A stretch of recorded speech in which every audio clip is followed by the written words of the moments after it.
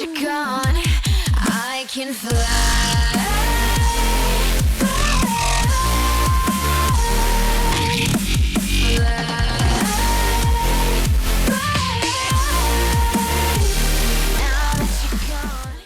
What is up, guys? It is your LOL support here, and today I'm going to be going over why Renekton is so damn OP this patch.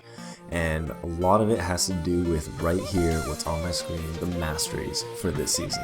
The Masteries for this season are insanely ridiculous for Renekton, and pretty much any other AD caster in the top lane. So let's get into it and why this is so cool. So as you guys probably have already seen the Mastery tree, you have Ferocity, Cunning, and Resolve. Now, Ferocity as a offensive tree is so much stronger than the offensive tree last season was, in my opinion. And for those of you who don't know how the Masteries are working yet, if this is your first time logging on ever since the season changes, I'll probably upload another video tonight on the Masteries, talking about each individual one and what I like and don't like about it, and my first impressions. So let's get into why I do Renekton with these Masteries. So let's go into Ferocity.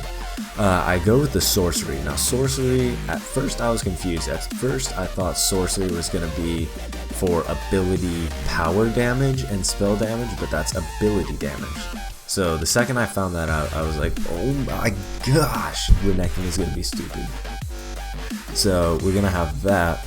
After we do this, the 2% increase to ability and spell damage. So all of your abilities, QWER, are going to be doing, well, QWE for Renekton. I don't know if it goes with his AoE or not, I'm pretty sure it will. 2% increased damage, right? Now that's going to factor in, so keep that in mind, 2% ability damage increase. So then we're going to go with Double-Edged Sword, deal an additional 3% damage, take an additional 1.5 damage.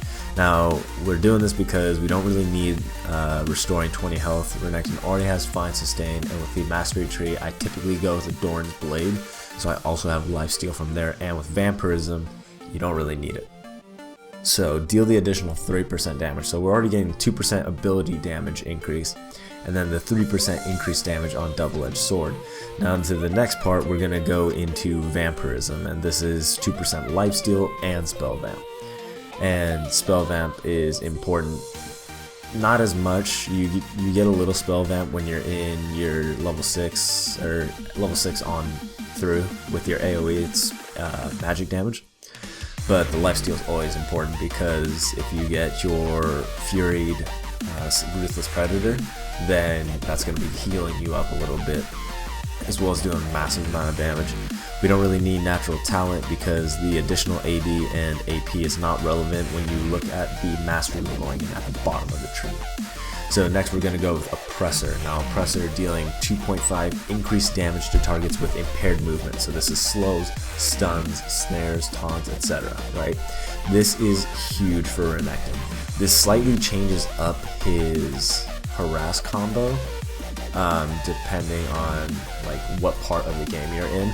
His general one did not change, and that's slice, auto, W, auto, Q, auto, E out, or dice out. That was his typical combo, and that's even stronger now because of the increased damage.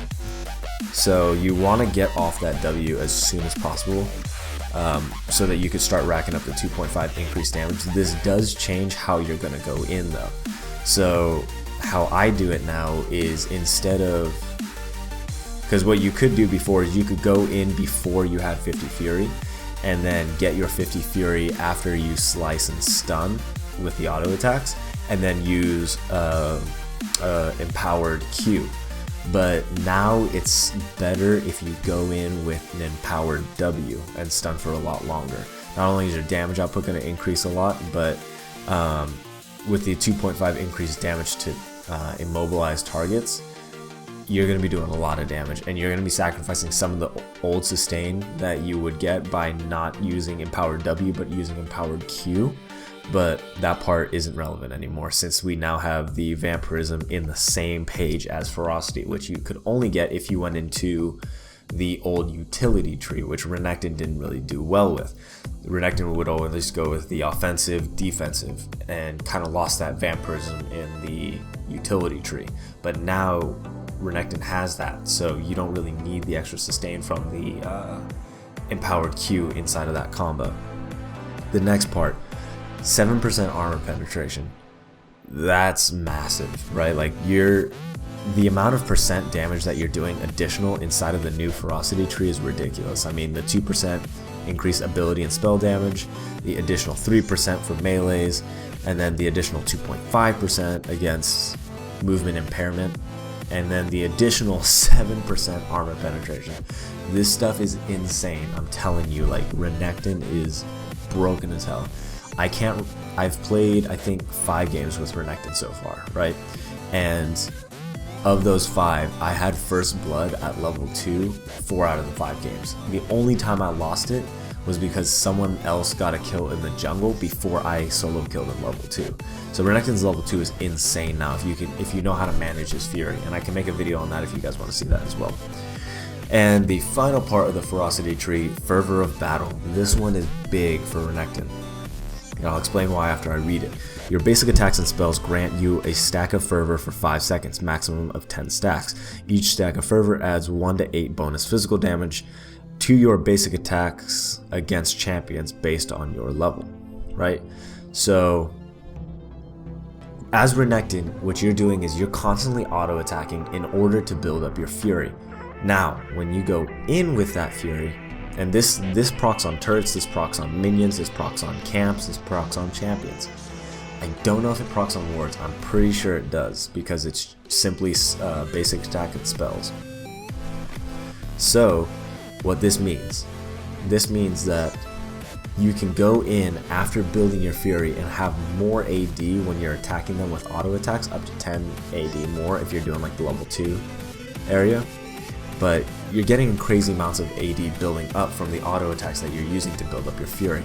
Another thing, your damage will increase the longer you trade with Renekton. So say I slice, auto, W, auto, Q, auto, dice out. Like every single one of those autos is giving me another Fervor of Battle if I hadn't already built it up fully before that. So all in all, this tree is just building on top of each other to make Renekton just an overall powerhouse. Like everyone's saying how like, oh, Yasuo's gonna be like the new big thing, like Gangplank's gonna be huge. I'm gonna say that Renekton is just as strong because his early game pressure is now doubled, if not tripled, in its effectiveness. Like there's no one you can't kill early with Renekton, and that was true before these changes, and now after these changes, he's ridiculous. So now I'm gonna go into the next part, which is the resolve tree. Now the reason I didn't go into the cutting tree was because I didn't find a lot of benefit of having the first 2 rows here, and these 2 were kind of like lackluster. I mean, dangerous game's always important to have, but I don't think that these 2 are enough to compensate. Like, you gain so much more by having these 2 that the opportunity cost of having dangerous game and of having merciless is not worth it. So that's why I went into resolve. And for comparison, I'll show you guys what I'm talking about. So 2.5 health regen per 5 versus the bonus armor and MR. Now this is debatable. Like I definitely kind of prefer this for a late game Renekton. So if you have a team comp that necessarily is not going to be able to finish the game off super fast, say you have a Tristana, say you have other scaling champions, this one might be important to have because you are going to have a lot more armor and MR in the early game or in the late game. However, the recovery is really nice to have for the early laning phase to help with the sustain that you're getting from vampirism and your Q. So it's just kind of like what I prefer. I prefer putting a lot of my cards into the early game just because I know early game Renekton is so strong that no one's really going to be able to compete with him. So yeah, this is more of a late game centered Renekton. This one's kind of more early in my opinion. Let's compare it to these. Basic attacks and single target spells deal 1 bonus damage to minions and monsters. You don't need that as Renekton. Like, if you really have problems CSing with Renekton, then something's wrong, because you already have so much AD from this page that you shouldn't really need savagery. And the bonus move speed out of combat is also not very effective for Renekton. This is effective once you take first tier turret, but again, that's putting your cards into the late game. The way I see it is like, putting your cards in the late game is kind of pointless if you can't secure an early game. Like, you're kind of making all these plans after you win the lottery before you buy the lottery ticket. That's kind of how I look at it. Is like, if you put all your money into the late game, there's no guarantee you'll ever get there, you know? Versus if you put your stuff in the early game, at least you're gonna be in the early game every single time. So this is not very important. This one's not very important either. So right here, the Resolve Tree wins out. The next thing I go for is Tough Skin. You take 2 less damage from champion and monster basic attacks versus the movement speed from the river. This part of the Resolve Tree is a little weak in my opinion. This one's obviously I'm going to take it because I like taking level 2 and level 3 fights as Renekton. So the extra damage negation plus also the lower monster basic attacks is going to help you out a lot in your small trades early on. This, again, not beneficial until after you take first tier turret. This, you don't need the additional mana. The additional health is not necessary. You have plenty of sustain. It's the reason why we didn't pick Feast. If we really needed to sustain, we would have picked Feast instead of Double-Edged Sword. So this is kind of useless. The amount of times you're actually going to get a buff is very rare as Renekton, unless you solo kill the jungler, which happens, but like I said, that's kind of like planning for once you win the lottery and you haven't bought the ticket. So this is kind of useless. So as you can see right now, the Cunning Tree has lost in the first 2 categories. The next part, Runic Armor, 8% bonus to all shields and healings done to you, includes lifesteal and regeneration. This builds on top of Vampirism. Hang on a sec. Making a vid, Fabs. Alright, there we go. So Runic Armor builds onto Vampirism, and alright, cool. It builds onto Vampirism, which also builds onto, this also builds onto your Q, and this also builds onto your Doran Blade start auto attacks. So this is overall really strong to have. You can have the 8% total health, but it's not really necessary. You're just not going to use it that much. I mean, this is going to be later on when you have more items. This couples really well with, where is it? Right here. Is it right there? No. Yeah, right here. Strength of Aegis complements Veteran Scars really well. Actually, I'm getting too far into it. I'll do that video later on. Meditation. Once every 5 seconds, regenerate 0.3% of your missing mana. This is really helpful on Renekton. There's a lot of sarcasm there. Hopefully none of you guys took that seriously. Merciless. This is the only thing that I wish was in the Resolve Tree. If it was, Renekton would be perfect. But it's not. Deal 1% damage to champions below 40% health. It's not very hard to get champions below 40% health with Renekton. So this is a very good one. This is where the Cunning Tree beats out Resolve, but not by much. Like you're trading in damage for sustain, and you already have enough damage here that you can sacrifice a little more damage and go for sustain. So that's kind of like my opinion on that. And this also helps with your passive spell vamp as well, coming from your ult.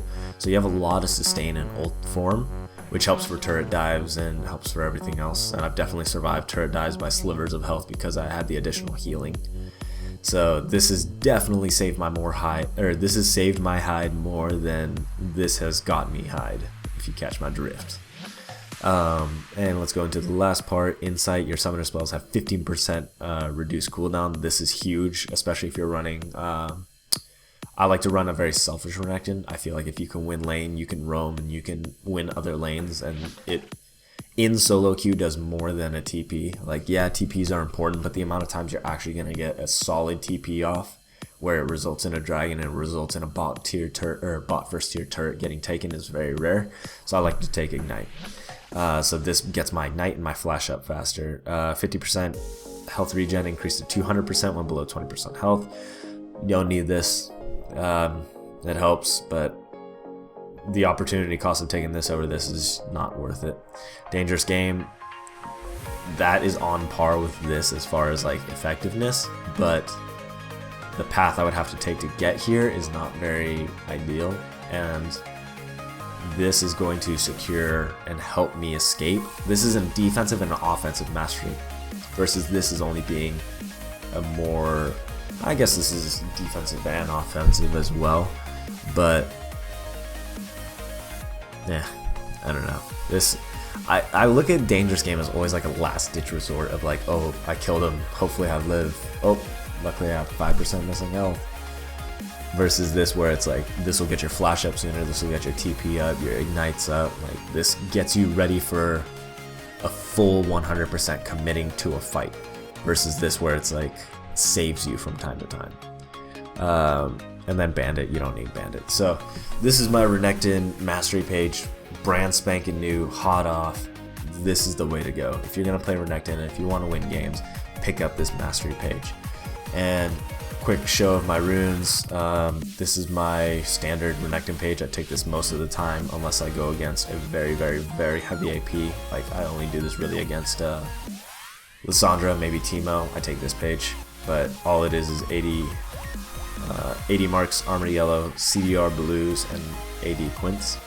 And for the MR page, it's 80 mark, armor yellow, CDR blue, and then MR quints. Alright guys, hope you enjoyed this video. Hopefully you love Renekton as much as I do this patch, and hopefully you guys have some fun. If you have any questions, leave them in the comment section down below, and I'll see you guys next time. Alright, this has been your LOL support, and I am out of here.